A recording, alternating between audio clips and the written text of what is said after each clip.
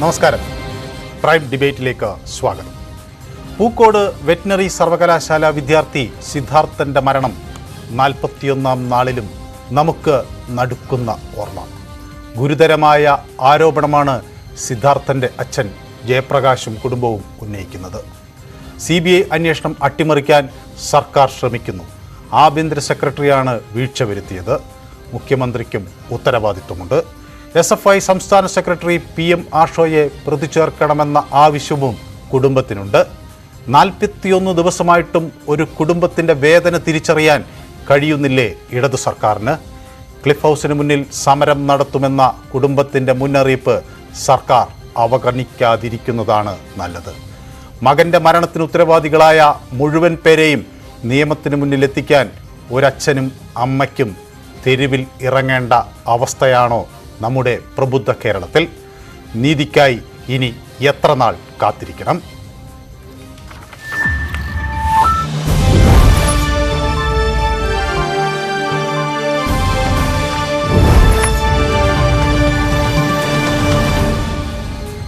Prime ഡിബേറ്റിൽ എന്നോടൊപ്പം സിദ്ധാർത്ഥിൻ്റെ അച്ഛൻ T Jayaprakash ചേരും.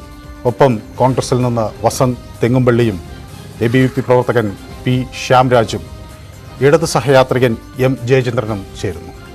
ആദ്യം ശ്രീ T ജയപ്രകാശിലേക്ക്. ശ്രീ ജയപ്രകാശ്, 41 നാളുകൾ കഴിഞ്ഞിരിക്കുന്നു. ഒരിക്കലും ഈ കണ്ണീർ തോറില്ലെന്നറിയാം. ഇതുപോലെ നീതിക്കായി ഒരു കുടുംബത്തിന് തെരുവിലേക്കിറങ്ങേണ്ട അവസ്ഥ സംജാതമായിരിക്കുകയാണ്. CBI അന്വേഷണം പ്രഖ്യാപിച്ചു എന്ന് കേട്ടപ്പോൾ ഒരല്പം ആശ്വാസം തോന്നിക്കാണും. കുറ്റവാളികൾ നിയമത്തിന് മുന്നിൽ വരുമെന്ന്. ആ പ്രതീക്ഷ പൂർണ്ണമായും നഷ്ടമായോ?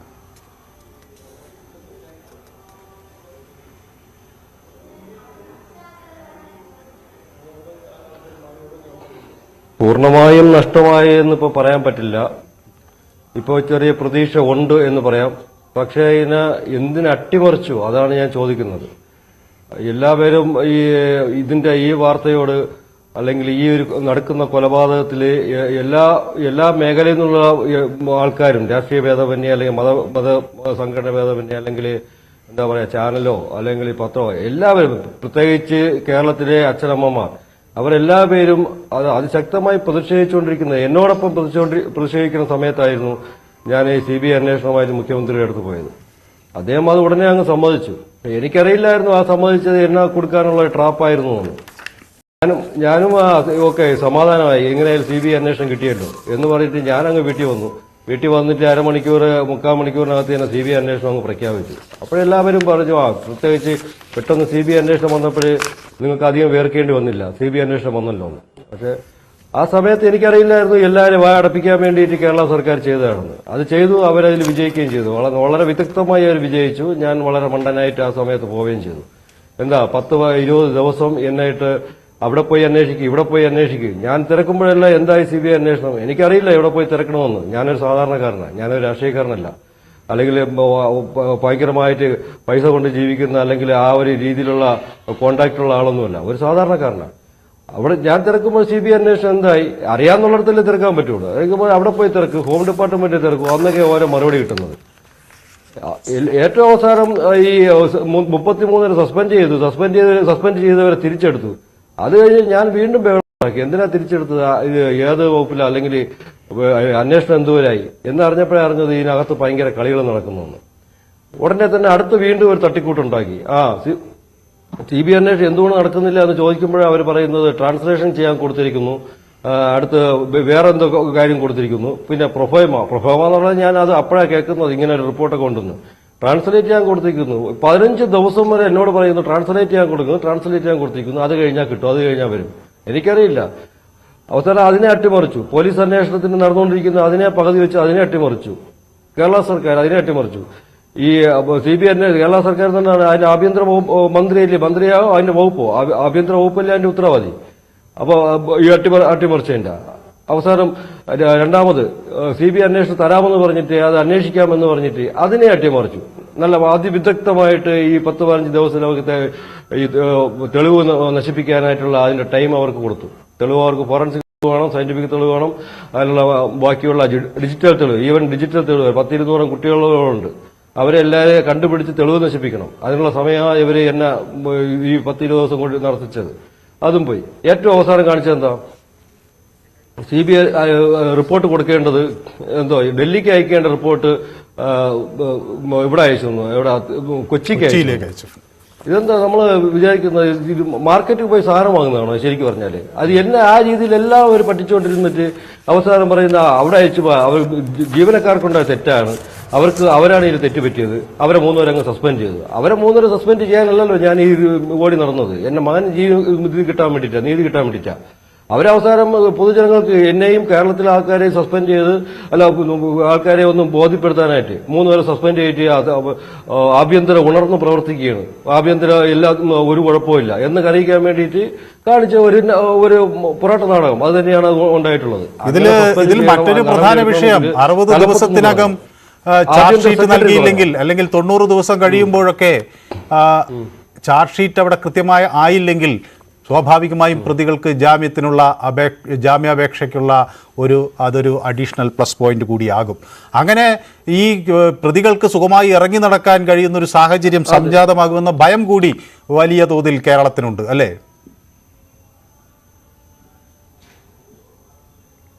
ഉറപ്പായിട്ടും ആ കേരളത്തിൽ അങ്ങനെ അതിനു വേണ്ടിയാണ് ഇവർ ഇങ്ങനെ ഈ കളിച്ചുകൊണ്ടിരിക്കുന്നത്. എന്നെ 10 ദിവസം അങ്ങനെ നടത്തിച്ചു. പിന്നെ ഇവർ ഇപ്പൊ കുറച്ചുപേരെ സസ്പെൻഡ് ചെയ്ത് 3 സസ്പെൻഡ് ചെയ്യുമ്പോൾ അങ്ങനെ കുറച്ച് ഞാൻ സമാധാനമായിട്ടിരിക്കും. അങ്ങനെ ഒരു 10 ദിവസം പോകും. ഏറ്റവും ലാസ്റ്റ് അവർക്ക് ഈ ചാർജ് ഷീറ്റ് കൊടുക്കാത്ത ആ ഒരു ദിവസം വരെയും ശ്രദ്ധ മാറ്റിക്കൊണ്ടിരിക്കുന്നു സർക്കാർ, ആഭ്യന്തര വകുപ്പ് അതാ ചെയ്തുകൊണ്ടിരിക്കുന്നത്. അതുണ്ടാവാതിരിക്കാനായിട്ടാണ് ഞാൻ പറയുന്നത്, ഞാൻ തെരുവിലോട്ട് ഇറങ്ങേണ്ടി വരുന്നു. കാരണം ഇപ്പം കേരള സംസ്ഥാനത്ത് മാത്രമേ ഉള്ളൂ ഒരു നീതി കിട്ടാൻ വേണ്ടി തെരുവിലോട്ട് ഇറങ്ങുന്നത്. ബാക്കിയുള്ള ഇന്ത്യയുടെ ഏത് സംസ്ഥാനം എടുത്തു കഴിഞ്ഞാൽ തെരുവിലോട്ട് ഇറങ്ങേണ്ട കാര്യമില്ല. അവർക്ക് വീട്ടിൽ നിന്ന് കഴിഞ്ഞാൽ വീട്ടിൽ തന്നെ വന്ന് കംപ്ലൈന്റ് ചെയ്ത് കൊണ്ടുപോകുന്നതിന് വീട്ടിൽ തന്നെ വിവരം പറയും. അങ്ങനെയുള്ള സംവിധാനമാണ് ബാക്കിയുള്ള, പ്രത്യേകിച്ച് വടക്കേ ഇന്ത്യയിൽ നോക്കിയോ വീട്ടിൽ തന്നെ നമുക്ക് വിവരം കിട്ടും.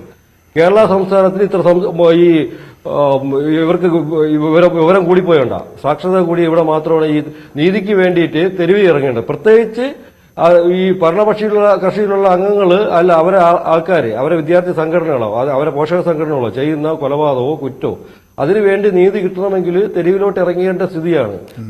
മറ്റു സംസ്ഥാനങ്ങളിലെ കാര്യങ്ങൾക്ക് ഇവിടുന്ന് അവിടെ ചെന്ന് സമരം നടത്താൻ ഒക്കെ ധൈര്യം കാണിക്കുന്ന നമ്മുടെ നേതാക്കൾ നമ്മുടെ സംസ്ഥാനത്തെ ഈ കൊടിയ മൃഗീയത കാണുന്നില്ല.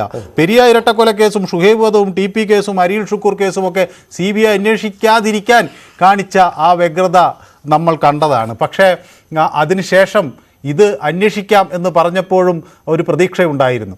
പക്ഷേ അതും അട്ടിമറിക്കാനുള്ള നീക്കമാണ് പിന്നണിയിൽ നടക്കുന്നത്. അങ്ങനെ ഒരു പൂർണ്ണമായ ഒരു ഉറപ്പിലേക്ക് എങ്ങനെ എത്തിച്ചേർന്നു ശ്രീ ജയപ്രകാശ്? ഉറപ്പാണല്ലോ. അത് തന്നെ ആദ്യത്തെ 10 ദിവസം, ആദ്യം ഒരു 9-ാം തീയതി ഞാൻ പോകുന്നു, ഒരു ഉറപ്പ് തന്നു, ഇപ്പൊ തന്നെ CBI അന്വേഷിക്കാം. അതും കേട്ട് ഞാനൊരു 10 ദിവസം അടങ്ങിയിരുന്നു. ഞാനല്ല, കേരളം മൊത്തം അടങ്ങിയിരുന്നു. ഇത് ഒരു പ്രക്ഷോഭവും ഇല്ല. അവരുടെ ഇലക്ഷൻ തന്ത്രമാണെന്ന് അറിയാൻ വേണ്ടിയിട്ട് എനിക്ക് മനസ്സിലായില്ല. അത് വേറെ കാര്യം, അതെനിക്കറിയേണ്ട കാര്യമില്ല. അവിടെ ഇലക്ഷൻ ഇതുവരെ ഞാൻ അത് കൂട്ടിക്കുറയ്ക്കുന്നില്ല. അതിനുശേഷമുള്ള ഏറ്റവും വലിയ ഉദാഹരണമാണല്ലോ ഈ കൊച്ചിക്ക് അയക്കേണ്ട സാധനം ഡൽഹിക്ക് അയക്കേണ്ട സാധനം കൊച്ചിക്ക് അയച്ചു, അവിടെ അയക്കേണ്ട സാധനം ഇവിടെ അയച്ചു എന്നൊക്കെ പറയുന്നത് ഇത് വളരെ നിസ്സാരമായിട്ടുള്ള കാര്യമല്ലല്ലോ. നമ്മൾ മാർക്കറ്റിൽ, അതാണ് ഞാൻ പറഞ്ഞത്, നമ്മൾ മാർക്കറ്റിൽ പോയൊരു സാധനം അവിടെ നിന്ന് വാങ്ങിയിട്ട് മാറിപ്പോയൊരു സാധനം അങ്ങനെയല്ലല്ലോ. ഇത് വളരെ ഉത്തരവാദിത്തപ്പെട്ട് ചെയ്യേണ്ട ഒരു കാര്യം. ഇത് തെറ്റിപ്പോയി എന്ന് പറയുന്നത് ആരായി അവർ പറഞ്ഞ് പറ്റിക്കുന്നത്? തെറ്റിപ്പോയി, അവിടെ അയക്കേണ്ട സാധനം ഇവിടെ അയച്ചു എന്ന് അങ്ങനെ പറഞ്ഞു കഴിഞ്ഞാൽ 16-ാം തീയതി അയച്ച സാധനം 16-ാം തീയതി അയച്ചിട്ടുണ്ട്. ഞാൻ പോയി തിരക്കുമ്പോൾ CBIക്ക് അയച്ചിട്ടുണ്ട്. അതാണ് ഞാൻ പറഞ്ഞ ഒരു സാധാരണക്കാരനാണ്. CBIക്ക് അയച്ചിട്ടുണ്ട്. അത് ഞാനും വിചാരിച്ചു CBIക്ക് അയച്ചിട്ടുണ്ട്. അത് അയച്ചത് അവിടെ മനഃപൂർവ്വം തന്നെയാണ് ആഭ്യന്തര ഡിപ്പാർട്ട്മെന്റ് അവർ മാറി CBIക്കോട്ട് കൊച്ചിയിലോട്ട് അയച്ചത്. ആ പ്രൊസീജിയർ ഒന്നും നോക്കാതെ പ്രൊഫമേ ഒരു റിപ്പോർട്ടോ അല്ലെങ്കിൽ ട്രാൻസ്ലേറ്റ് ചെയ്യാതെ അങ്ങോട്ട് കൊടുത്തു കഴിഞ്ഞാൽ ഇത് അട്ടിമറിക്കാൻ വേണ്ടി തന്നെയാണ് കൊടുത്തത്. അത്രയും ദിവസം അവർക്ക് ഗ്യാപ്പ് കിട്ടും. ഈ ഗ്യാപ്പ് വീണ്ടും കിട്ടും. അപ്പോഴാണ് നമ്മൾ പോകുമ്പോഴത്തേക്കും അയ്യോ മാറിപ്പോയി, ഇതങ്ങ് മാറിപ്പോയി, നമ്മൾ അവിടെയാണ് അയക്കേണ്ടത്, ഉടനെ അയക്കാമേ എന്ന് പറയും. ഇത്ര ലാഘവത്തോടെയാണ് പറയുന്നത്. അപ്പൊ ഇതിന് ഉത്തരവാദി എന്ന് പറഞ്ഞാൽ ഈ അവസാനമുള്ള ഈ 3 ഉദ്യോഗസ്ഥർ മാത്രമാണ്. ഈ ഉദ്യോഗസ്ഥർ 3 പേര് എന്തിനാണ് ഇവർ ഈ ആൾക്കാരെ കണ്ടിൽ പൊടിയിടാൻ പറയുന്നത്? തലപ്പത്ത് നിന്ന് തുടങ്ങണം, ആഭ്യന്തര സെക്രട്ടറി മുതൽ തുടങ്ങണം. അവരാണല്ലോ തിരക്കേണ്ടത്. ഈ പേപ്പർ വന്നിട്ടുണ്ടോ എന്തായി ഏതായെന്ന് അത് തിരക്കേണ്ട ജോലി ആർക്കാണ്? ആഭ്യന്തരമന്ത്രിക്കും ഉണ്ടല്ലോ തിരക്കേണ്ടത്, ഉത്തരവാദിത്വമില്ലേ?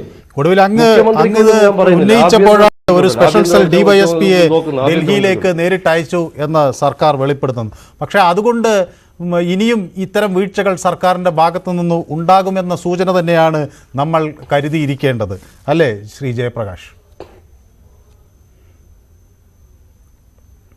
തീർച്ചയായും. കാരണം 17 ദിവസമായിട്ട് നടക്കാത്ത കാര്യം അവർ നടത്തിയത് 2 മണിക്കൂർ കൊണ്ടാണ്.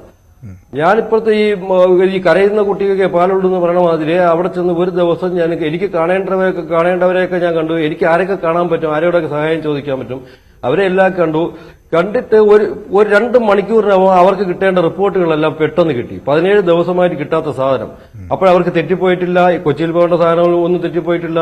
പ്രൊഫൈമോ പെട്ടെന്ന് കിട്ടി, ട്രാൻസ്ലേഷൻ പെട്ടെന്ന് കിട്ടി, സ്പെഷ്യൽ ഡിവൈഎസ്പി ഡൽഹിക്കായിട്ട് അയക്കാൻ പറ്റി. അതിനൊക്കെ അവർക്ക് കാശുണ്ട് അയക്കാനായിട്ട്, അതിനൊക്കെ ടിക്കറ്റ് എടുക്കാനും കാശുണ്ട്, ഇത് എല്ലാത്തിനും അവർക്ക് കാശുണ്ട് പെട്ടെന്ന് വിടാനായിട്ട്. 3 സസ്പെൻഡ് ചെയ്തു. അതപ്പോഴും അത് നടന്നു. അവർ വിചാരിച്ച് ഞാൻ വീണ്ടും അടങ്ങിയിരിക്കുമെന്ന്. ഇനി അട്ടിമറിച്ചുകൊണ്ടിരിക്കും അവർ. അട്ടിമറിക്കുമെന്ന് പറഞ്ഞാൽ ഏതൊരു കാരണവശാലും അവർക്ക് ഇതിന്റെ സത്യം പുറത്തു കൊണ്ടുവരരുത്. അത് അവരുടെ ഒരു അജണ്ടയാണ്. പുറത്തു കൊണ്ടുവന്നു കഴിഞ്ഞാൽ അവർ സർക്കാരിന്റെ പ്രതിച്ഛായ തന്നെ പോകും, അത് ഉറപ്പാ. അതുകൊണ്ട് ഏത് രീതിയിലും അവർ ഇതിനെ അട്ടിമറിക്കും എന്നുള്ള കാര്യം എനിക്ക് ഉറപ്പാ. ഞാനും അതിന്റെ കൂടെ ഫൈറ്റ് ചെയ്യും. അവർ അട്ടിമറിക്കണമെങ്കിൽ അവർ അട്ടിമറിച്ചോട്ടെ, ഞാനും കൂടെ നിൽക്കും. ഇവരെ പേടിച്ചെങ്കിൽ എന്തിനാ ജീവിക്കുന്നത്? ശ്രീ ജയപ്രകാശ് ഉന്നയിച്ച മറ്റൊരു വിഷയം, ഇന്ന് SFIയിൽ ഉന്നത നേതാക്കളെ വരെ പ്രതി ചേർക്കണം എന്ന് ശ്രീ ജയപ്രകാശ് ആവശ്യപ്പെട്ടു.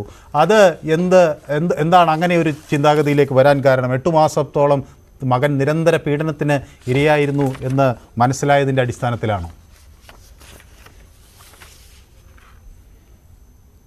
അതെ, അത് തന്നെയാണ് മെയിൻ കാര്യം. എന്ന് പറഞ്ഞാൽ 8 മാസത്തോളം രാവിലെയും വൈകുന്നേരവും ആന്റി റാഗിംഗ് സ്ക്വാഡിന്റെ റിപ്പോർട്ടാണ്. ഈ ഒരു വിവരം മാത്രമാണ് എനിക്ക് കിട്ടാതെ പോയത്. ബാക്കി ഇതുവരെയുള്ള കാര്യങ്ങൾ, ഞാൻ പറഞ്ഞിട്ടുള്ള കാര്യം മാത്രം തന്നെയാണ് ആന്റി റാഗിംഗ് സ്ക്വാഡോ അല്ലെങ്കിൽ പോലീസോ കണ്ടുപിടിച്ചിട്ടുള്ളത്. ഞാൻ എന്തു പറഞ്ഞിട്ടുണ്ടോ, സംശയമുണ്ടെങ്കിൽ ആദ്യത്തെ മൊഴി നോക്കിയാലും മതി. 25-ാം തീയതി കൽപ്പറ്റ ഡിവൈഎസ്പി എടുത്ത മൊഴി നോക്കിയാൽ മതി. ഞാൻ എന്തോ പറഞ്ഞിട്ടുള്ളത് അത് തന്നെ നടന്നിട്ടുള്ളത്. പക്ഷെ ഈ ഒരു കാര്യം ഞാൻ അറിയാത്തത്, 8 മാസത്തോളം രാവിലെയും വൈകുന്നേരവും ആ യൂണിയൻ സെക്രട്ടറി, യൂണിയൻ പ്രസിഡന്റോ ചെയർമാൻ അരുൺ എന്ന് പറയേണ്ട ആ ചെകുത്താന്റെ റൂമിൽ പോയിട്ട് ഇവൻ സൈൻ ചെയ്യണമെന്ന്. അത് എപ്പോഴാണ്? രാവിലെയും വൈകുന്നേരം സൈൻ ചെയ്യുമ്പോഴേ അവൻ വിവസ്ത്രമായി നിൽക്കണം, വസ്ത്രമില്ലാതെ നിൽക്കണം. നിന്നിട്ട് വേണം സൈൻ ചെയ്യാൻ. ചിലപ്പോൾ മുട്ടിൽ നിൽക്കണം, മുട്ടിലാണ് നിൽക്കേണ്ടത്. ഈ രാവിലെയും വൈകുന്നേരം 8 മാസം കണ്ടിന്യൂസ് ആയിട്ട് ചെയ്തുകൊണ്ടിരിക്കുമ്പോഴേ ഈ മുതിർന്ന നേതാവ് അവിടെ എല്ലാ മാസവും അവിടെ പല പ്രാവശ്യം വന്നു പോകുന്നുണ്ടെന്ന് എന്റെ മകൻ എന്നോട് പറഞ്ഞിട്ടുണ്ട്. ആ ചേട്ടൻ അവിടെ വരുന്നുണ്ട്, വന്നിട്ട് പോയിട്ടുണ്ട്. പക്ഷെ ഈ കാര്യങ്ങളൊന്നും പറഞ്ഞിട്ടില്ല.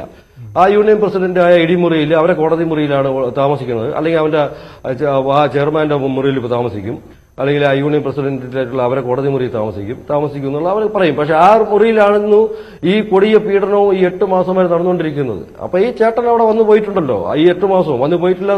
എന്റെ മകൻ എന്നോട് പറഞ്ഞിട്ടുള്ളതാ. ഇപ്പൊ എന്റെ മകൻ ഇപ്പൊ കൂടെ ഇല്ല, അതുകൊണ്ട് ഞാൻ പറയുന്നത് കള്ളമാണെന്ന് പറയും. എന്ത് വേണോ പറയാമല്ലോ, മകൻ എന്ത് വേണോ പറഞ്ഞെന്ന് പറയാമല്ലോ. വേണ്ട, നിങ്ങളൊരു കാര്യം ചെയ്യേ, 8 മാസങ്ങൾ ഈ ചേട്ടൻ അവിടെ വന്നിട്ടുള്ളത് അതിന്റെ സൈബർ സെല്ലിൽ അന്വേഷിച്ചിട്ട് അവരാ ഫോൺ ലൊക്കേഷൻ നോക്കിയാൽ മതി. ഈ 8 മാസത്തിൽ എത്ര ദിവസം അവിടെ വന്നിട്ടുണ്ട്, ഏതൊക്കെ ദിവസം അവിടെ ഉണ്ട്, ഈ ഏരിയയിലുണ്ടെന്നുള്ളത് അത് കറക്റ്റായിട്ട് അറിയാൻ പറ്റും. പിന്നെ ഈ ചേട്ടൻ മാത്രമല്ല, മുതിർന്ന ചേച്ചിയും കാണുമായിരിക്കും അവിടെ. അത് എന്നോട് പറഞ്ഞിട്ടില്ല, പരിശോധിച്ചാൽ അറിയാം.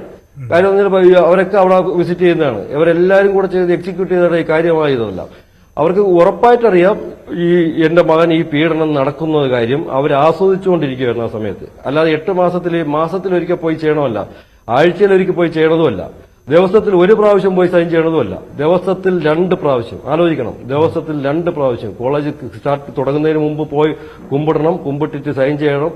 അവന്റെ അനുവാദം കിട്ടിയിട്ട് വേണം പുറത്തു പോകാനായിട്ട്. വൈകുന്നേരം ഇത്രയും ക്ലാസ് കഴിഞ്ഞ് ചിലപ്പോൾ വളരെ വിശന്ന് നിൽക്കുമ്പോഴായിരിക്കും പോകാൻ പറ്റില്ല. ഈ യൂണിയന്റെ ഈ ചെകുത്താന്റെ റൂമിൽ പോയിട്ട് പ്രസിഡന്റായ ചെയർമാനായ അരുൺ എന്ന് പറയുന്ന ഈ ചെകുത്താന്റെ റൂമിൽ പോയിട്ട് സൈൻ ചെയ്തിട്ടേ പോകാൻ പറ്റുള്ളൂ. ആ സമയത്ത് ഈ ചേട്ടന്മാരെല്ലാവരും ഈ 8 മാസമായിട്ട് പല ദിവസങ്ങളിലും രാവിലെയും രാത്രിയും 2-3 ദിവസം അവിടെ ക്യാമ്പ് ചെയ്തിട്ടുണ്ട്. അവരുടെ പൂർണ്ണ പിന്തുണയോടുകൂടി ആയിരിക്കണം ഇത്തരം കാര്യങ്ങൾ നടന്നത്. ആ സമയത്ത് അവരെവിടെ ഉണ്ടെന്ന് എന്റെ മകൻ എന്നോട് പറഞ്ഞിട്ടുള്ളൂ.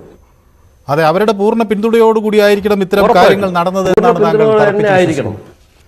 മാത്രവുമല്ല, ഇത്തരം കാര്യങ്ങളിൽ നിന്ന് അവരെ പിന്തിരിപ്പിക്കേണ്ട ഉത്തരവാദിത്വം കൂടി നേതാക്കൾക്കുണ്ട്.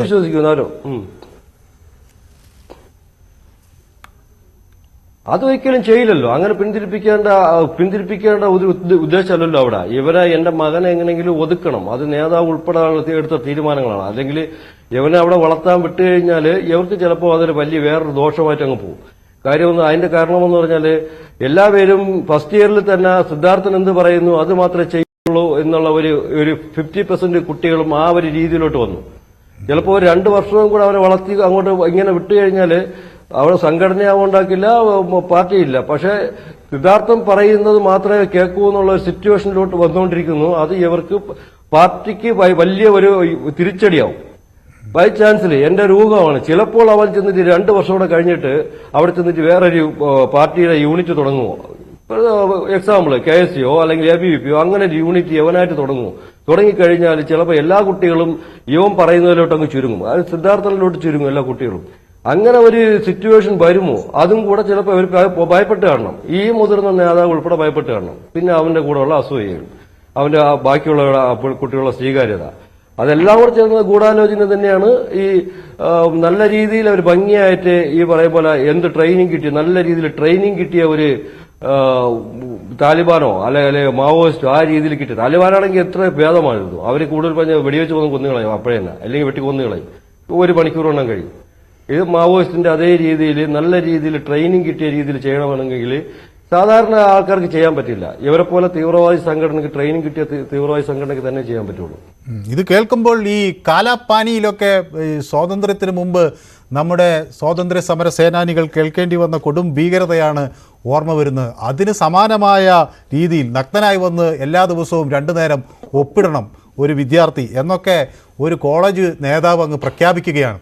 എന്നിട്ട് അത് നമ്മുടെ ജനാധിപത്യ കേരളത്തിൽ 8 മാസം നടപ്പിലായി എന്നുള്ളതാണ്. ആരും ഇതിന് പ്രതിഷേധിച്ചില്ല, പ്രതികരിച്ചില്ല. കുട്ടികളെല്ലാം ഭയന്നു. അങ്ങനെ ഭയത്തിൻ്റെ മുൾമുനയിൽ ഒരു ക്യാമ്പസിനെ മുഴുവൻ നിർത്താൻ ഈ നേതാക്കൾക്ക് കഴിയുന്നു. അല്ലെങ്കിൽ ഇവരെ നേതാക്കളെന്നാണോ വിളിക്കേണ്ടതെന്ന് എനിക്കറിയില്ല. അങ്ങനെ ഒരു പക്ഷേ ഒരു പ്രൈം ഡിബേറ്റ് ആയതുകൊണ്ട് ഞാൻ അത്തരം വാക്കുകളിലേക്ക് പോകുന്നില്ല. പക്ഷേ അങ്ങനെ അതിക്രൂരമായ ഈ നിലപാടുകൾ ഇത് ഒരു അധ്യാപകനും അറിഞ്ഞില്ല. ഇപ്പോൾ ഈ കുട്ടികളിൽ ചിലർ പ്രതികളായപ്പോൾ അവരെ രക്ഷിക്കാനെത്തുന്നതിൽ ചില ഉന്നതരും ഉണ്ട് എന്ന് മനസ്സിലാക്കുന്നു. അവരവരുടെ മക്കളെ രക്ഷിച്ചെടുക്കാനൊക്കെയുള്ള നീക്കം പിന്നാമ്പുറത്ത് തകൃതിയായി നടക്കുകയാണ്, അല്ലേ ജയപ്രകാശ്?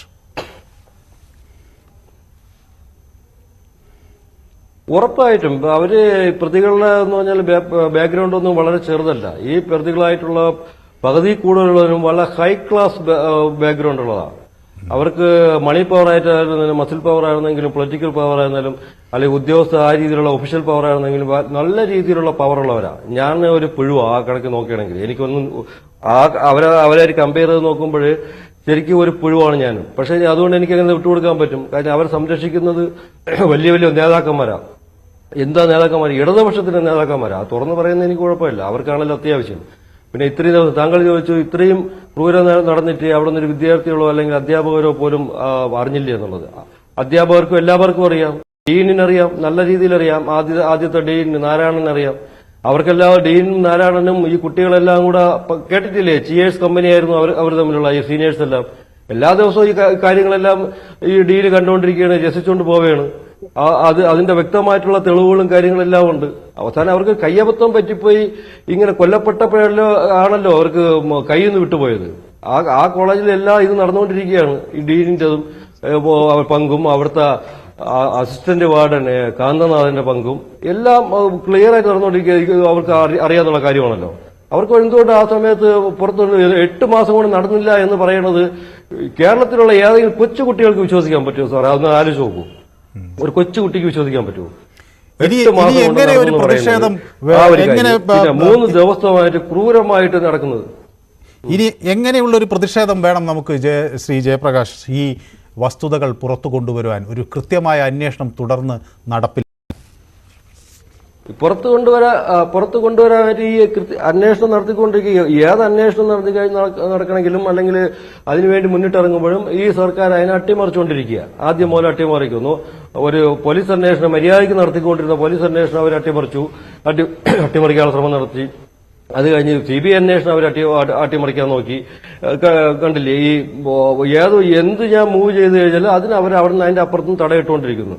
അപ്പൊ എനിക്ക് തെരുവിൽ ഇറങ്ങിയേ പറ്റുള്ളൂ. അത് ഉറപ്പാണല്ലോ. ജയപ്രകാശ് മുന്നോട്ട് ഇറങ്ങിയില്ലായിരുന്നെങ്കിൽ ഇത് വെറും ഒരു ആത്മഹത്യയായി അവർ എഴുതി തള്ളിയതല്ലേ? ഉറപ്പായിട്ട് തള്ളുമല്ലോ. ആത്മഹത്യയാണ്, ഇതൊരു കുഴപ്പമില്ല, കൊണ്ടുപോയിക്കോളൂ എന്ന് പറഞ്ഞിട്ട് വൈത്തിരിയിലെ SI മണി എന്റെ ബന്ധുക്കളോട് പറഞ്ഞല്ലോ. പോസ്റ്റ്മോർട്ടം ടേബിളിൽ കിടത്തുമ്പോഴേ, എന്റെ മകന്റെ പോസ്റ്റ്മോർട്ടം ടേബിളിൽ കിടത്തിയപ്പോഴേ അവരൊരു സംശയങ്ങൾ ഉന്നയിച്ചു. ഇവിടെ കുറച്ച് പാടുണ്ടല്ലോ, അവർക്കൊന്നും ഇതൊന്നും വലിയ പരിചയമുള്ള കാര്യമല്ല, ഇതൊന്നും വലിയ ശീലിച്ചിട്ടുള്ള കാര്യമല്ല. നമ്മളൊക്കെ സാധാരണ അല്ലെങ്കിൽ ഒരു പോസ്റ്റ്മോർട്ടം കണ്ട് ഒരു ടേബിളിൽ കിടക്കുന്ന ഒരു ബോഡി കണ്ട് ശീലിച്ചിട്ടുള്ളതല്ല. എന്നാൽ പോലും അതിലൊരു സംശയം കൊണ്ട് ചോദിച്ചു. വൈത്തിരി പോലീസിന്റെ മണികണ്ടോ ചോദിച്ചു, ഇത് ഇവിടെ പാടുണ്ടല്ലോ, ഇവിടെ ദേഹത്ത് മുറിവ് തോന്നുന്നു, ചതവ് തോന്നുന്നു, കഴുത്തിൽ പാട് തോന്നുന്നു. അദ്ദേഹം മുൻവിധിയോടുകൂടെ അപ്പോഴും തന്നെ പറഞ്ഞു, ഇതൊന്നും പേടിക്കേണ്ട കാര്യമില്ല, നിങ്ങൾ സംശയിക്കേണ്ട കാര്യമില്ല. ഡീനും ഈ വൈത്തിരി പോലീസ് വൈത്തിരി SI പറഞ്ഞു, ഒന്നുകൊണ്ട് സംശയിക്കേണ്ട കാര്യമില്ല, ഇത് തൂങ്ങി മരണം തന്നെയാണ്. തൂങ്ങി മരിക്കുമ്പോഴേ ഈ ചതവൊക്കെ സാധാരണ വരും, അല്ലെങ്കിൽ ഈ ഒരു പാടൊക്കെ സാധാരണ വരും. അപ്പൊ എന്തുകൊണ്ട് ഈ പറയുമ്പോൾ ഈ അന്വേഷണം അദ്ദേഹത്തിനോട് എത്തിയില്ല? അദ്ദേഹത്തിന് എങ്ങനെയാണ് ഈ മുൻവിധി കിട്ടിയത്? അതുകൊണ്ട് തന്നെയാണ് ഞാൻ പറഞ്ഞത്, ഈ തെരുവിലോട്ട് ഇറങ്ങിക്കഴിഞ്ഞാലേ ഇത് കിട്ടുള്ളൂ. അല്ലെങ്കിൽ ഞാനും എന്റെ കുടുംബം മാത്രമല്ല, നമ്മളെ കുടുംബാംഗങ്ങൾ ഒരുപാട് പേരുണ്ട്. അല്ല എന്റെ മാത്രം കഴിവുണ്ടല്ല, പ്രത്യേകിച്ച് ഈ ബാക്കിയുള്ള മീഡിയ ഉൾപ്പെടെ ഞാൻ പറയാം, എല്ലാവരും ഉണ്ട്. രാഷ്ട്രീയക്കാരുമുണ്ട്, രാഷ്ട്രീയം നോക്കാതെ എന്നെ സഹായിക്കുന്നവരുണ്ട്. മതത്തിലുണ്ട്, പല സംഘടനകളുണ്ട്. ആരും ഒരു രാഷ്ട്രീയ ലാഭവും നോക്കാതെ അല്ലെങ്കിൽ ഒരു ലാഭം നോക്കാതെ എന്റെ കൂടെ ഉണ്ട്. അതുകൊണ്ട് തന്നെയാണ് ഞാൻ ഇതിൽ മുന്നിട്ടിറങ്ങുമ്പോൾ എനിക്കൊരു ധൈര്യവും. ഇവർ അട്ടിമറിക്കാൻ ശ്രമിച്ചുകൊണ്ടിരിക്കും, ഞാൻ മുന്നോട്ട് പോയിക്കൊണ്ടിരിക്കും. അതുകൊണ്ട് തന്നെയാണ് ഞാൻ പറഞ്ഞ തെരുവിൽ ഇറങ്ങിയിരിക്കും. ഈ കാര്യങ്ങളല്ല, പെൺകുട്ടി ഉൾപ്പെടെയുള്ള കേസ് അവർ എന്തുകൊണ്ട് അറസ്റ്റ് ചെയ്തില്ല എന്നുള്ള ഒരുപാട് കാര്യങ്ങളുണ്ട്. അത് ഞാൻ തെരുവിലിറങ്ങും. ശ്രീ ജയചന്ദ്രൻ, ഒരു അച്ഛൻ്റെ വിലാപമാണ് ഇത്. കേരളമാകെ പടരുകയാണ് ശ്രീ ജയപ്രകാശിൻ്റെ വിലാപം. ശ്രീ M. ജയചന്ദ്രൻ, താങ്കൾക്ക് എന്ത് തോന്നുന്നു? ഈ സർക്കാരിന് ഈ കരച്ചിൽ കേൾക്കാനാകുന്നില്ലേ ശ്രീ ജയചന്ദ്രൻ? ഹലോ, യെസ്, കേൾക്കാം.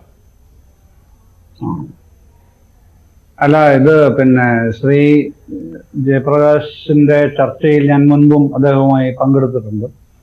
ഒരു മകൻ നഷ്ടപ്പെട്ട വേദനയിൽ തീരാ ദുഃഖവും തോരാത്ത കണ്ണീരുമായിരിക്കുന്ന ആ കുടുംബത്തിനൊപ്പമാണ് എന്ന് അന്നും പലപ്പോഴും ഇന്നും അത് തന്നെ പറയാനുള്ളൂ.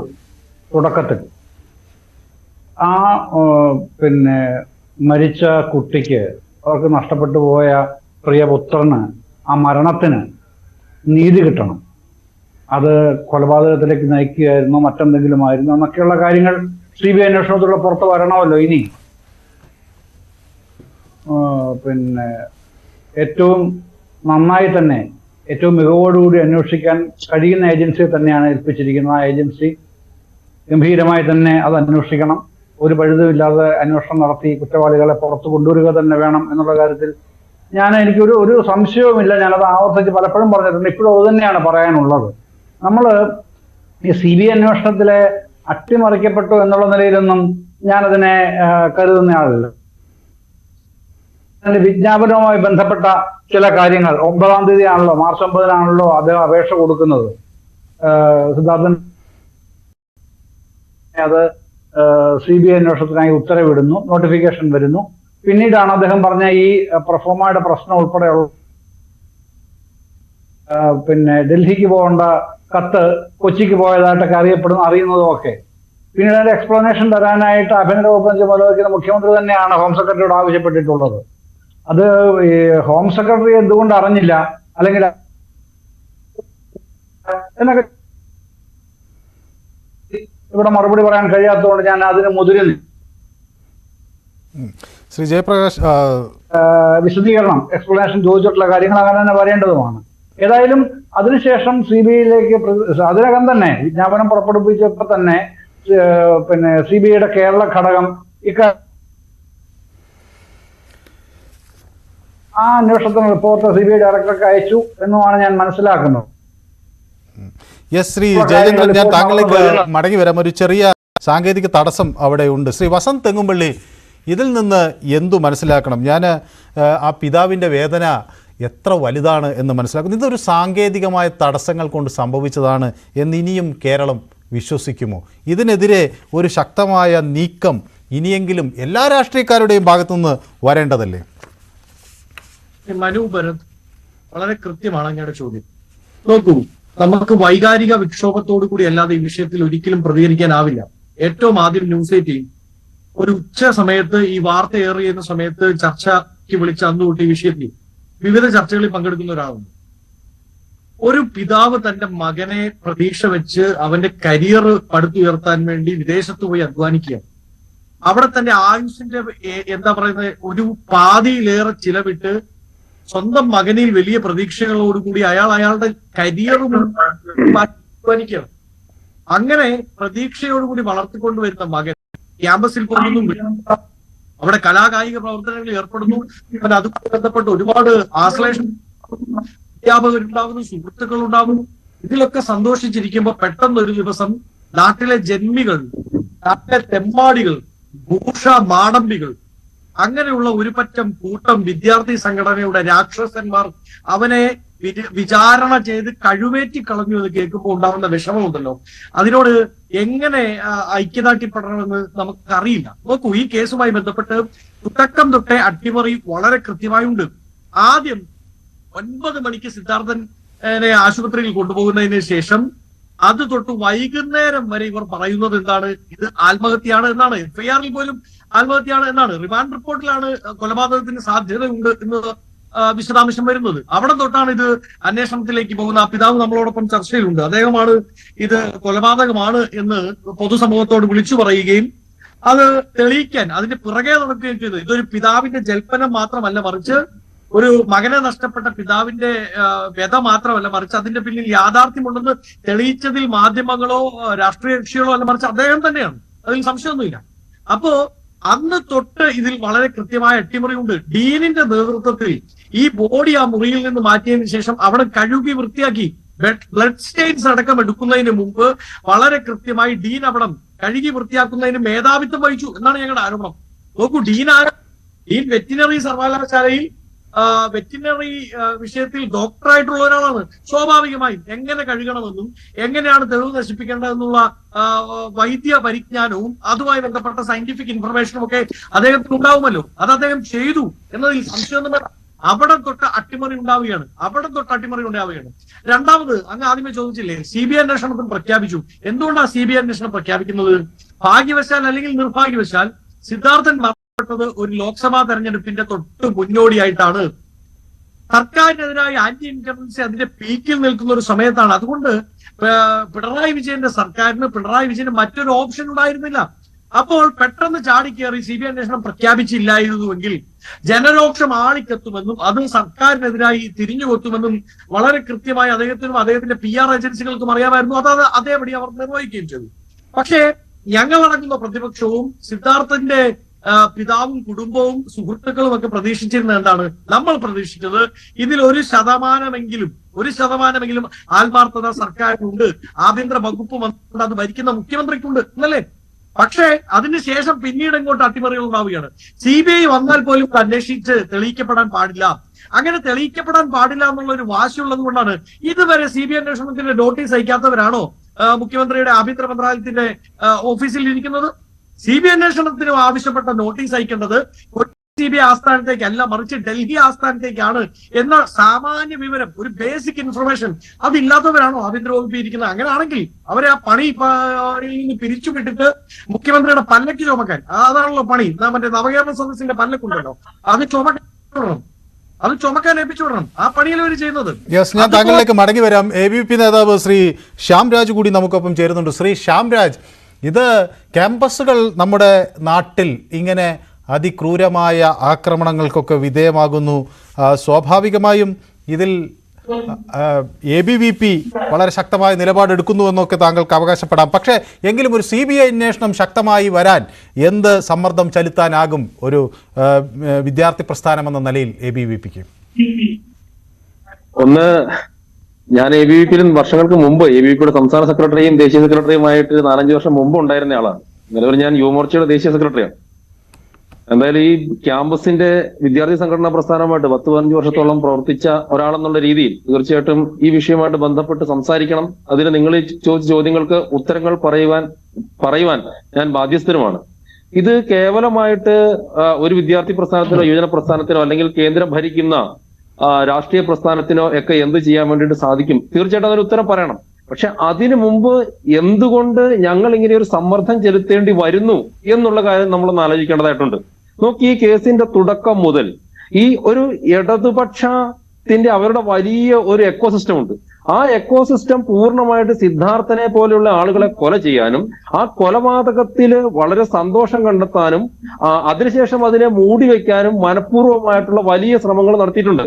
അത് കേവലം ഒരു വിദ്യാർത്ഥി പ്രസ്ഥാനമോ അല്ലെങ്കിൽ വിദ്യാർത്ഥി പ്രസ്ഥാനത്തിലുള്ള ക്യാമ്പസിലെ ആളുകൾ മാത്രമല്ല.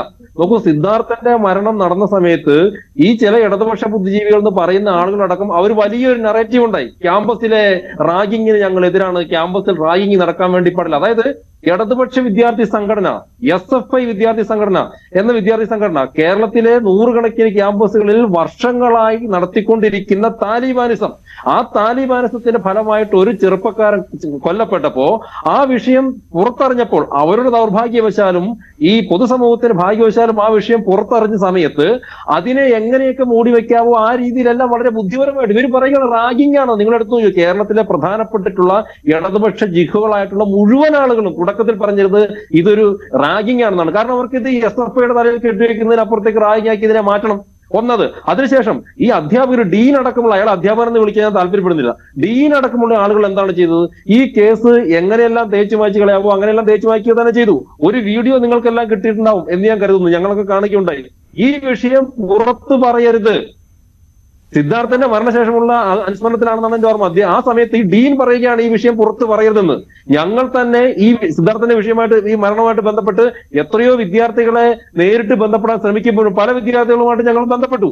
അപ്പോൾ അവരൊക്കെ പറയുന്നു ഞങ്ങളുടെ പേര് നിങ്ങൾ പുറത്തു പറയരുതെന്നാണ്. കാരണം പുറത്തു പറഞ്ഞ ഒരു പക്ഷേ നാളെ അവർക്കും സിദ്ധാർത്ഥന്റെ അതേ വിധിയായിരിക്കും നടക്കാൻ വേണ്ടിയിട്ട് പോകുന്നത്. ഇനി ഇതിനകത്തെ കാതലായിട്ടുള്ള കാര്യം എന്ന് പറയുന്നത് എങ്ങനെ ഈ CBI അന്വേഷണം അട്ടിമറിക്കപ്പെട്ടു, അവിടെയാണ് പ്രശ്നം. നോക്കൂ, മുഖ്യമന്ത്രി, കേരളത്തിന്റെ മുഖ്യമന്ത്രി, ഇന്ത്യയിലെ പ്രധാനപ്പെട്ടിട്ടുള്ള ഒരു ഇടതുപക്ഷ നേതാവ്, കമ്മ്യൂണിസ്റ്റ് നേതാവ്, മാർക്സിസ്റ്റ് നേതാവ്, ആ വ്യക്തി ഈ കൊല്ലപ്പെട്ട സിദ്ധാർത്ഥന്റെ പിതാവിനോട് CBI അന്വേഷണം ഉറപ്പു കൊടുക്കുകയാണ്.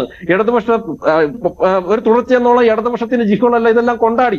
അതിനുശേഷം എന്താണ് ഇവർ പ്രതീക്ഷിച്ചത്? ഇവിടെ സംഭവിച്ചത് എന്താ വെച്ചാല് ഈ മുഖ്യമന്ത്രി അടക്കമുള്ള ഇടതുപക്ഷ ഈ താലിബാനികൾ പ്രതീക്ഷിച്ചത് ഇങ്ങനെ ഈ ഇലക്ഷനിലേക്ക് സമയമായതുകൊണ്ട് ഒരു CBI അന്വേഷണം എന്നൊക്കെ പറഞ്ഞിട്ട് ജനങ്ങളുടെ ഒരു ചൂടൊക്കെ കൊണ്ട് തണുപ്പിക്കാം, അതിനുശേഷം ഈ വിഷയം പതിയെ അങ്ങോട്ട് ആറുമ്പോൾ ആരും ശ്രദ്ധിക്കാതിരിക്കും എന്നാണ് ഇവർ പ്രതീക്ഷിച്ചത്. ഇനി നിങ്ങൾ ABVPയുടെ കാര്യം പറഞ്ഞുകൊണ്ട് ഒരു കാര്യം കൂടി, ഈ വാളയാർ വിഷയം സംഭവിക്കുന്ന സമയത്ത്, വാളയാർ ഞങ്ങളൊക്കെ വലിയ സമരം നടത്തി വരുന്ന സമയത്താണ് ഈ വാളയാർ കുട്ടികളുടെ അമ്മയെയും അച്ഛനെയും കൊണ്ട് പിണറായി വിജയൻ തിരുവനന്തപുരത്ത് ലഭിക്കുന്നത്. സാധാരണപ്പെട്ട പാവപ്പെട്ടവരായിട്ടുള്ള നിരക്ഷരായിട്ടുള്ള അവർ നീതി ലഭിക്കുമെന്ന് വിചാരിച്ചിട്ട് തിരുവനന്തപുരത്ത് പോയി പിണറായി വിജയന്റെ കാല് പിടിപ്പിച്ചു. പിണറായി വിജയന്റെ കാല് പിടിച്ച അച്ഛനും അമ്മ ഇപ്പോൾ നിങ്ങൾക്ക് ഗൂഗിളിൽ ആ ഫോട്ടോകളുണ്ട്. എന്നിട്ട് ആ കുട്ടികൾക്ക് നീതി കിട്ടിയോ? അപ്പൊ അവിടെ പ്രതികൾ ആരായിരുന്നു? കമ്മ്യൂണിസ്റ്റ് പാർട്ടിയുടെ നേതാക്കന്മാര്. ഇനി മധുവിന്റെ ആൾക്കൂട്ട കൊലപാതകം എടുത്ത് നോക്കൂ. മധുവിന്റെ ആൾക്കൂട്ട കൊലപാതകത്തിന്റെ പ്രതിയെ ബ്രാഞ്ച് സെക്രട്ടറി ആക്കിയതാണ് ഈ കമ്മ്യൂണിസ്റ്റ് പാർട്ടിയുടെ. യെസ്, ഞാൻ ശ്യാംരാജിലേക്ക് തിരിച്ചു വരാം. ശ്യാംരാജിന്റെ ഓഡിയോയിൽ ഒരു ചെറിയ പ്രശ്നം വന്നു. ശ്രീ M. ജയചന്ദ്രൻ, വലിയ ആരോപണങ്ങൾ അങ്ങനെ നിരക്കുകയാണ്. നമ്മുടെ നാട്ടിൽ ഇതുപോലെ ഒരു സംഭവം നടന്ന അതിനെ ഫലപ്രദമായ ഒരു അന്വേഷണം കൊണ്ടുവരാൻ നമ്മുടെ ഇടതു സർക്കാരിന് കഴിയുന്നില്ല എന്ന് പറയുമ്പോൾ അത് എത്ര അപകീർത്തികരമാണ്. എന്തുകൊണ്ടാണ് ആ കുടുംബത്തിനോടൊപ്പം നിൽക്കാൻ ഈ സർക്കാരിന് കഴിയാതെ പോകുന്നത്? ഹലോ, കേൾക്കുന്നുണ്ടോ? കേൾക്കാം. എനിക്ക് ഓഡിബിൾ അല്ല, പലപ്പോഴും ഇടയ്ക്ക് തടസ്സപ്പെടുന്നുണ്ട്, അതൊന്ന് പറയണോ? ഞാൻ പറയാം. താങ്കളുടെ ഈ ചോദ്യത്തിന് ഞാൻ മുമ്പേ മറുപടി പറഞ്ഞു വന്നപ്പോഴാണ് ഇത് കട്ട് ചെയ്ത് വേറെ അടുത്ത ആളിലേക്ക് പോയത്. കട്ട് ചെയ്ത് ശബ്ദ ഈ പ്രശ്നം ഉണ്ടായത് കൊണ്ടാണ് ഞാൻ പിന്നെ മറ്റൊരാളിലേക്ക് പോകേണ്ടി വന്നത്. അതെ, ഇപ്പോഴും ആ പ്രശ്നം ഉണ്ടാകുന്ന ശ്രദ്ധിച്ചോണം ഞാൻ പറയായിരുന്നു. അപ്പൊ ഇതില് ഒരു പ്രശ്നം എനിക്ക് പറയാനുള്ളത് ആ അച്ഛനോടാണ് ചൂണ്ടിക്കാണിക്കാനുള്ളത്. മറ്റുള്ളവരോട് പറയേണ്ട കാര്യമില്ല.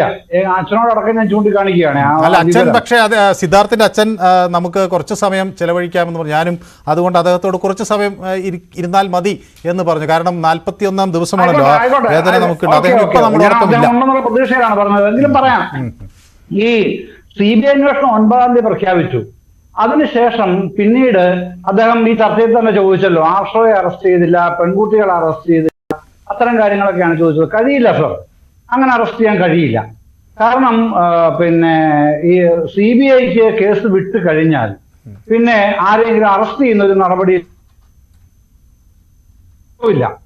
ഇപ്പൊ ഇവിടെ പിന്നെ കൽപ്പറ്റ DYSP ആണല്ലോ അന്വേഷിക്കുന്നത്. സജീവ് അന്വേഷിക്കുന്നത്, ശ്രീ സജീവാണ് കൽപ്പറ്റ DYSP. അദ്ദേഹം വേറൊരാളെ അറസ്റ്റ് ചെയ്തില്ല. കാരണം അങ്ങനെ ഒരാളെ അറസ്റ്റ് ചെയ്യുന്നു നോക്കുക, XOR അറസ്റ്റ് ചെയ്യുന്നു. CBI വന്നിട്ട് പറയുകയാണ് അത് പിന്നെ തെറ്റായ രീതിയിലുള്ള അറസ്റ്റാണ് നടത്തിയത്. പെടില്ലേ, ആ ഉദ്യോഗസ്ഥൻ പെടില്ലേ? അങ്ങനെ ചെയ്യില്ല. പക്ഷെ അന്വേഷണം കഴിഞ്ഞിട്ടില്ല, അത് നടന്നുകൊണ്ടിരിക്കുകയാണ്. അത് CBI കൊടുത്തോടുകൂടി മറ്റാൾക്കാരെ അറസ്റ്റ് ചെയ്യില്ല എന്നുള്ളതേ ഉള്ളൂ. പക്ഷെ അന്വേഷണം അതിന്റെ സാക്ഷിമൊഴികളിലും തെളിവെടുപ്പോ അത്തരം കാര്യങ്ങളൊക്കെ ആയിട്ട് നടക്കുന്ന തന്നെ ഉണ്ടെന്നാണ് ഞാൻ മനസ്സിലാക്കുന്നത്. വസന്ത് എന്നുള്ള സംഗതി ഉണ്ടാവില്ല എന്നുള്ളത്. പക്ഷെ അതുകൊണ്ട് ശ്രീ ജയേന്ദ്രൻ വീണ്ടും അദ്ദേഹം എന്താണ് വീണ്ടും ആ ശബ്ദ പ്രശ്നം ഉണ്ടാകുന്നുണ്ടെന്നാണ് ഞാൻ വിചാരിക്കുന്നത്. അങ്ങേക്ക് തുടരാം, ഇപ്പോൾ കേൾക്കാം. ഇതാണ് അന്വേഷണം.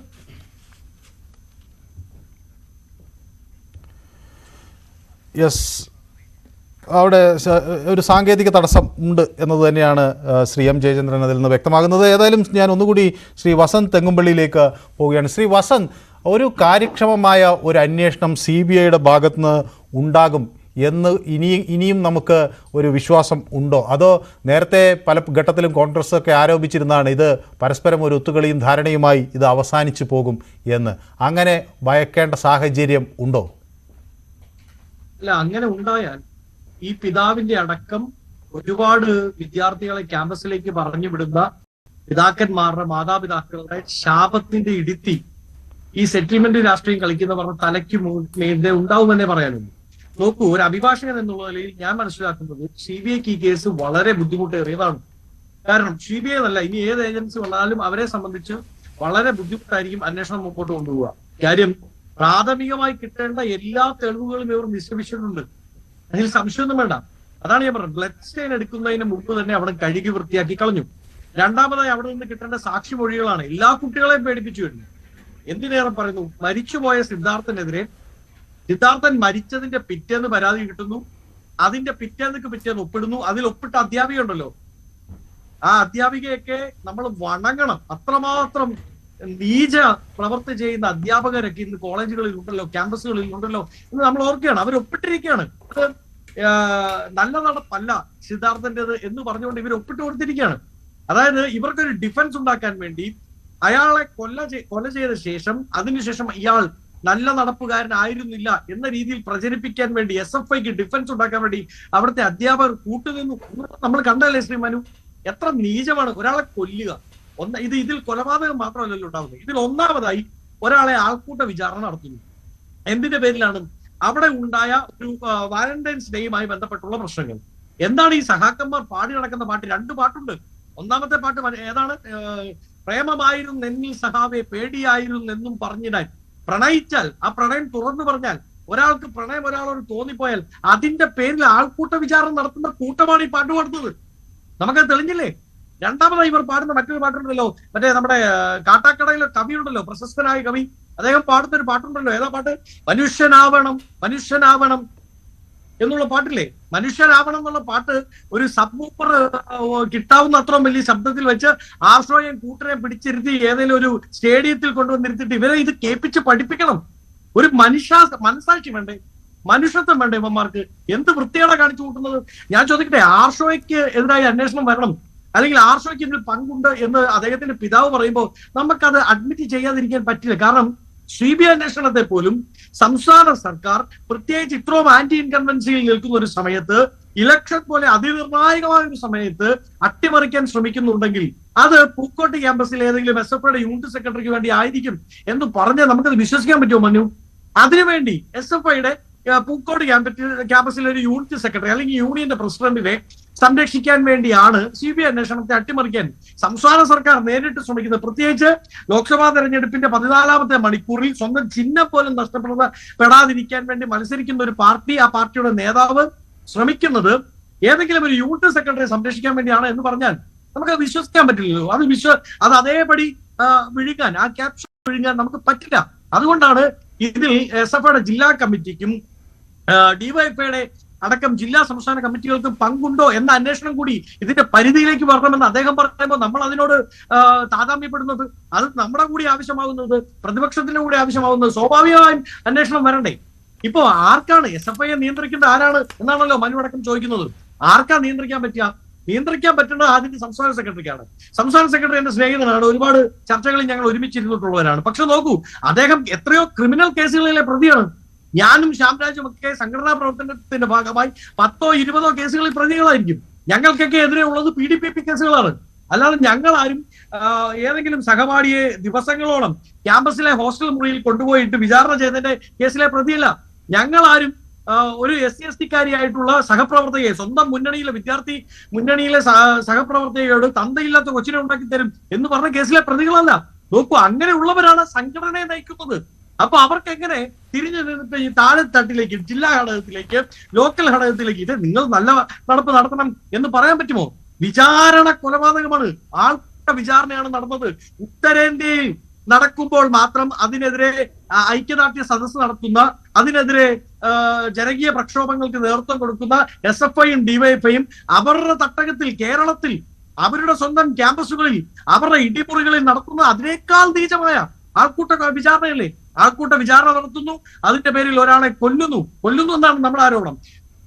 ഇനി ഇവന്തോ ഇത് ആത്മഹത്യയാണെന്ന് തന്നെ ഇരിക്കട്ടെ, ഞാനൊരു പ്രിസെപ്ഷൻ പറയാണ്, ഇവർ ആത്മഹത്യയാണെന്ന് തന്നെ ഇരിക്കട്ടെ, എങ്കിലും അതിനു മുമ്പ് ചെയ്ത മനുഷ്യത്വനീചമായ പ്രവൃത്തികൾ അത് അംഗീകരിക്കാൻ പറ്റുന്നതാണോ? ആൾക്കൂട്ട വിചാരണ, ദിവസങ്ങളായിട്ടുള്ള മെന്റൽ എന്താ പറയുന്നത്, മെന്റലായിട്ടുള്ള അയാളെ നശിപ്പിക്കാനുള്ള ശ്രമങ്ങൾ, അയാളുടെ മാനസികതയെ തകർത്ത് കളയുന്ന അവസ്ഥ.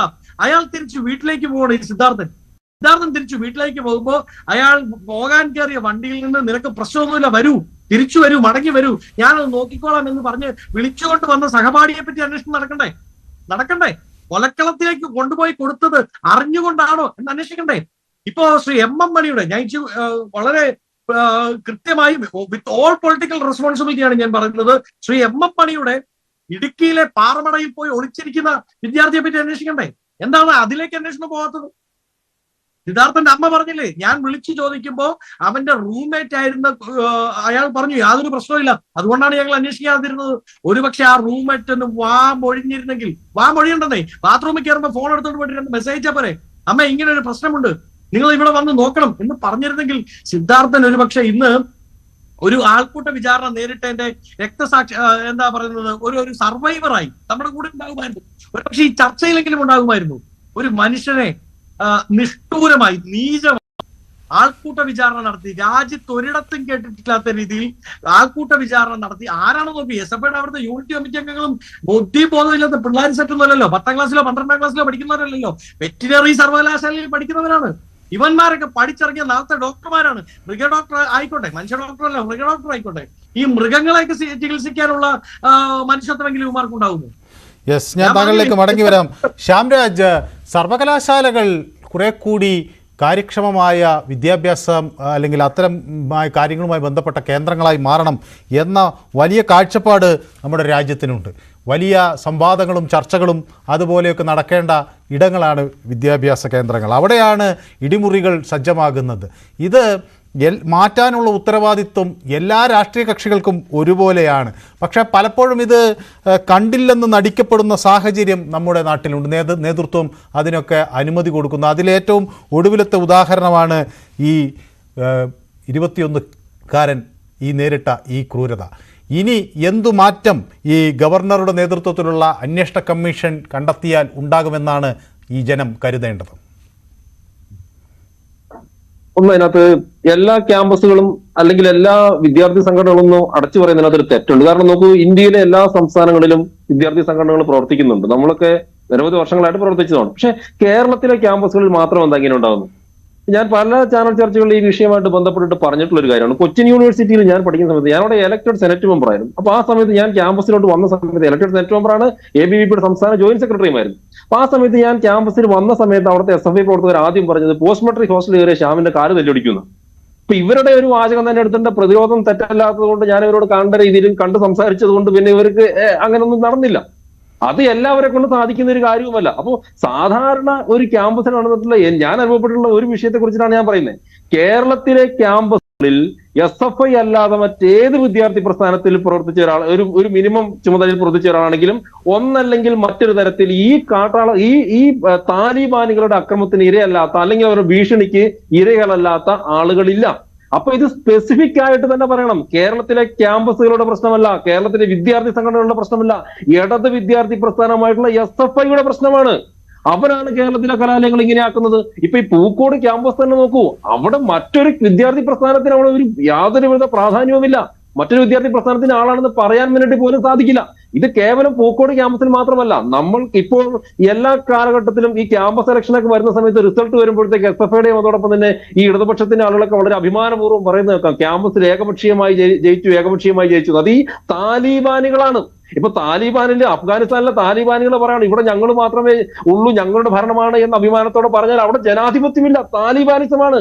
അതേ താലിബാനിസം തന്നെയാണ് ഇവിടെ ഈ SFIയുടെ ആളുകൾ കാണിക്കുന്നത്. ഇതര വിദ്യാർത്ഥി പ്രസ്ഥാനങ്ങളെ പ്രവർത്തിക്കാൻ വേണ്ടി അനുവദിക്കില്ല, ഇതര വിദ്യാർത്ഥികളെ പ്രവർത്തിക്കാൻ വേണ്ടി അനുവദിക്കില്ല. ഇനി സിദ്ധാർത്ഥന്റെ കാര്യം നോക്കൂ, ആ ഒരു കാര്യം കൂടെ നിങ്ങൾ പ്രത്യേകമായിട്ട് ശ്രദ്ധിക്കേണ്ടതായിട്ടുണ്ട്. കാരണം സിദ്ധാർത്ഥൻ ഏതെങ്കിലും ഒരു വിദ്യാർത്ഥി പ്രസ്ഥാനത്തിന്റെ ഭാഗമായിരുന്നില്ല. സിദ്ധാർത്ഥൻ ഇവരുടെ കണ്ണിലെ കരടാവാനുള്ള കാരണം ഇവരെക്കാൾ കഴിവുണ്ടായിരുന്നു ചെറുപ്പക്കാരൻ എന്നുള്ളതാണ്. മറ്റു വിദ്യാർത്ഥികൾ അയാളെ ഇഷ്ടപ്പെടുന്നു, മറ്റു വിദ്യാർത്ഥികളോടൊപ്പം അയാൾ നൃത്തമാടുന്നു, അയാൾ പാട്ട് പാടുന്നു, അയാളെ എല്ലാ വിദ്യാർത്ഥികളും ശ്രദ്ധിക്കുന്നു. അതായിരുന്നു ഇവരുടെ പ്രശ്നം. അപ്പോ ഇവരുടെ കണ്ണിലെ കരടാവുന്നത് ആരാണോ, ഇവർക്ക് ഇഷ്ടമല്ലാത്തത് ആരാണോ, അവരെ എല്ലാം ഇല്ലായ്മ ചെയ്യുക തന്നെയാണ്. ഇത് സിദ്ധാർത്ഥന്റെ ഒരു വിഷയം പുറത്തു വന്നു എന്നുള്ളത് മാത്രമാണ്. ഓരോ വർഷവും 100 കണക്കിന് 1000 ഈ കാലഘട്ടം എടുത്തിട്ടുണ്ടെങ്കിൽ 1000 വിദ്യാർത്ഥികളും ഈ ഓരോ വർഷവും 100 വിദ്യാർത്ഥികളും സിദ്ധാർത്ഥനെ പോലെ ഈ തെമ്മാടിക്കൂട്ടത്തിന്റെ ഈ താലിബാനികളുടെ അക്രമത്തിന് ഇരയായിട്ട് പുറത്തു വരുന്നുണ്ട്. ഇനി ഇതിന്റെ പരിഹാരം എന്താണ്? കേരളത്തിലെ ക്യാമ്പസുകളിൽ ഒരു സമഗ്രമായിട്ടുള്ള നിഷ്പക്ഷമായിട്ടുള്ള അന്വേഷണം നടത്താൻ വേണ്ടിയിട്ട് കേരളത്തിലെ ക്യാമ്പസുകൾ നടത്താൻ വേണ്ടിയിട്ടുള്ള സർക്കാർ തയ്യാറാവണം. കേരളത്തിലെ വിദ്യാർത്ഥികളോട് നിങ്ങളുടെ പ്രശ്നം എന്താണെന്ന് ചോദിച്ചറിയുന്ന നിഷ്പക്ഷമായിട്ടുള്ള ഒരു കമ്മീഷനോ കമ്മിറ്റിയോ ഉണ്ടാവുകയോ അവരുടെ നേതൃത്വത്തിൽ കേരളത്തിലെ ക്യാമ്പസുകളിൽ അന്വേഷണം നടത്തുകയും ഈ താലിബാനിസത്തിന് പൂട്ടിടുവാൻ വേണ്ടിയിട്ട് സർക്കാർ തലത്തിൽ തയ്യാറാവണം എന്നുള്ളത് മാത്രമാണ് ഒരു പരിഹാരം. പക്ഷെ അവർ അതിനെത്രമാത്രം ചെയ്യും എന്നെനിക്കറിയില്ല. കാരണം ഈ SFI എന്ന് പറയുന്ന ഗുണ്ടാക്കൂട്ടത്തെ, താലിബാൻ കൂട്ടത്തെ വളർത്തി അവർക്ക് പിന്നീട് പാർട്ടിക്ക് വേണ്ടി കൊലപാതകം ചെയ്യാൻ വേണ്ടിയിട്ടുള്ള ആളുകളായിട്ട് ഒരു താലിബാൻ പ്രൊഡ്യൂസിങ് ഫാക്ടറി ആയിട്ട് ഈ ക്യാമ്പസുകളെ ഈ CPM വളർത്തിക്കൊണ്ടുവരികയാണ്. അപ്പൊ അവരിത് ചെയ്യും എന്നുള്ള പ്രതീക്ഷയില്ല. പൊതുസമൂഹത്തെ സംബന്ധിച്ചിടത്തോളം ഞാൻ വളരെ പ്രാധാന്യത്തോടെ പറയാൻ വേണ്ടി ആഗ്രഹിക്കുന്നു, ഈ സിദ്ധാർത്ഥന്റെ വിഷയമായിട്ട് ബന്ധപ്പെട്ടിട്ട് കേരളത്തിലെ സർക്കാരിനേക്കാൾ, തിരഞ്ഞെടുക്കപ്പെട്ട സർക്കാരിനേക്കാൾ ചടുലമായ നീക്കം നടത്തിയിട്ടുള്ള ഗവർണർ തന്നെയാണ്. ഈ ഡീനെയും VCയെയും സസ്പെൻഡ് ചെയ്യുന്ന അടക്കമുള്ള കാര്യങ്ങൾ ചെയ്തിട്ടുള്ള ഈ ഗവർണർ തന്നെയാണ്. അപ്പൊ തീർച്ചയായിട്ടും അതിൽ നമ്മൾക്ക് പ്രതീക്ഷയുണ്ട്. അതോടൊപ്പം മനു പറഞ്ഞിട്ടുള്ള ബസന്തനോട് ചോദിച്ചിട്ടുള്ള ഒരു ചോദ്യം കൂടി ഞാൻ തിരുത്താൻ വേണ്ടിയിട്ട് ആഗ്രഹിക്കുകയാണ്. ഇവിടെ ഈ CBI അന്വേഷണവുമായിട്ട് ബന്ധപ്പെട്ടിട്ട് ഇത് പൂർണ്ണമായിട്ട് 100% അട്ടിമറിച്ചിട്ടുള്ളത് ഇവിടുത്തെ ഇടതുപക്ഷക്കാർ തന്നെയാണ്. നോക്കൂ, CBIയുടെ ഡൽഹി കേന്ദ്രത്തിനോട് ഈ കേസ് പോയിട്ടേ ഇല്ല. കേസ് CBIക്ക് കൈമാറുന്നു എന്നുള്ള കാര്യം പറഞ്ഞുകൊണ്ടുള്ള റിക്വസ്റ്റ് ഡൽഹി ഓഫീസിലേക്ക് പോയിട്ടേ ഇല്ല, ഈ കൊച്ചി ഓഫീസിലേക്കാണ് പോയിട്ടുള്ളത്. അതുകൊണ്ട് തന്നെ CBIക്ക് അന്വേഷിക്കാൻ വേണ്ടിയിട്ട് സാധിക്കുന്നില്ല. അപ്പോ ഈ കേസിനെ പൂർണ്ണമായിട്ട് അട്ടിമറിച്ചത്, ഈ കേസിലെ പ്രതികളെ പൂർണ്ണമായിട്ട് സംരക്ഷിക്കുന്നത് ഇവിടുത്തെ ഇടതുപക്ഷമാണ്. അത് അവരുടെ താലിബാൻ സ്വഭാവം തന്നെയാണ് എടുത്തു കാണിക്കുന്നത്. നോക്കൂ, കേരളത്തിലെ രണ്ടാമത്തെ, നമ്മൾ പലപ്പോഴും കേരളത്തിൽ നമ്മൾ മലയാളികളൊക്കെ വളരെ അഭിമാനപൂർവ്വം പറയാൻ വേണ്ടിയിട്ടുള്ള, നമ്മളൊക്കെ വളരെ പ്രബുദ്ധരാണ്, കേരളം മറ്റിടങ്ങളിൽ നിന്നൊക്കെ വ്യത്യസ്തമാണെന്ന് പറയുന്ന, രാജ്യം ഞെട്ടിയിട്ടുള്ള രണ്ടാമത്തെ ഈ ആൾക്കൂട്ട കൊലപാതകം, ഒന്ന് മധുവിന്റെ, രണ്ടാമത് സിദ്ധാർത്ഥന്റെ, രണ്ടും നടത്തിയത് കേരളത്തിലാണ്, ഈ ഇടതുപക്ഷമാണ്. അപ്പോ കേരളത്തെ ഇല്ലായ്മ ചെയ്യാൻ, അല്ലെങ്കിൽ കേരളത്തെ മറ്റിതര ഈ ഇടങ്ങളിൽ നിന്ന് നാണം കെടുത്താൻ വേണ്ടിയിട്ടുള്ള ഒരു പ്രവർത്തനം കൂടി നടത്തുന്നുണ്ട്. ഇനി നിങ്ങൾ ഈ ബംഗാളിലേക്ക് എടുത്ത് നോക്കിക്കോളൂ. ബംഗാളിൽ ഇപ്പോ സന്ദേശകാരിയിലെ വലിയ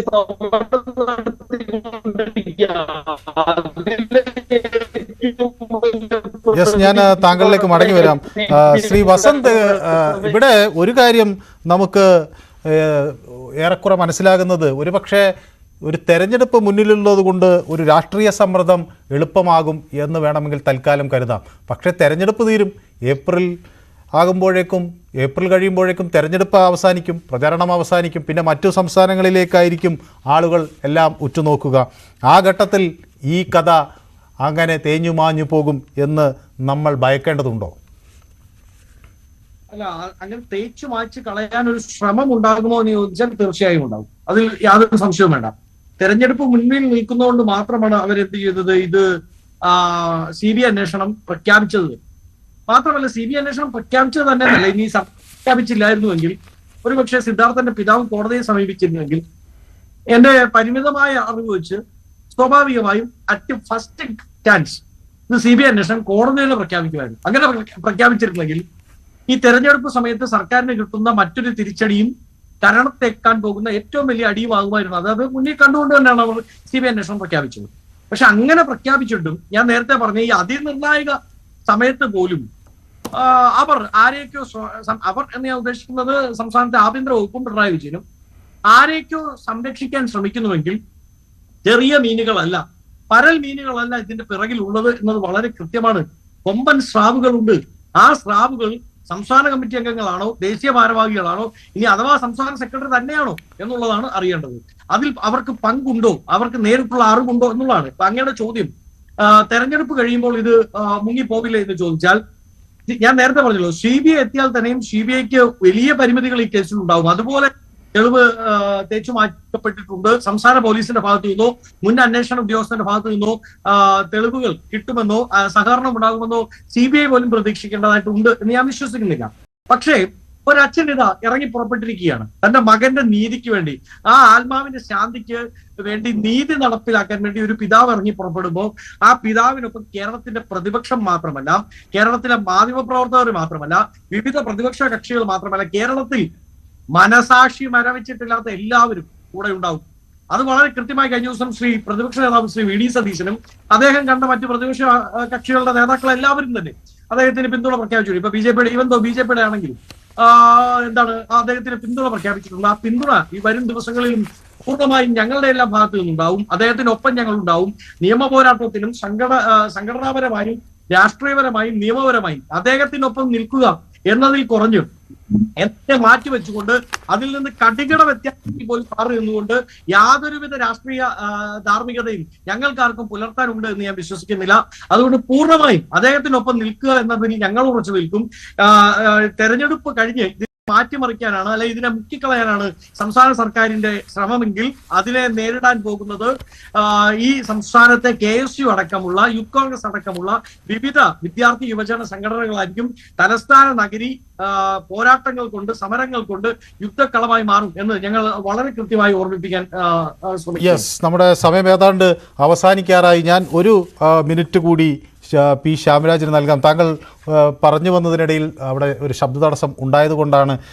ഒരു കൃത്യമായ ഒരു അന്വേഷണവും അതുപോലെ ഈ കുറ്റവാളികൾ നിയമത്തിന് മുന്നിൽ വരികയും ശിക്ഷ ഏറ്റുവാങ്ങുകയും ചെയ്യുന്ന ഒരു സാഹചര്യം ഉണ്ടാകുമെന്ന് കേരളത്തിന് ഉറപ്പിക്കാൻ CBI അന്വേഷണം കൊണ്ട് സാധ്യമാകുമോ ശ്രീ ശ്യാംരാജ്? തീർച്ചയായിട്ടും അതിനകത്ത് ഒരു സംശയവും വേണ്ട.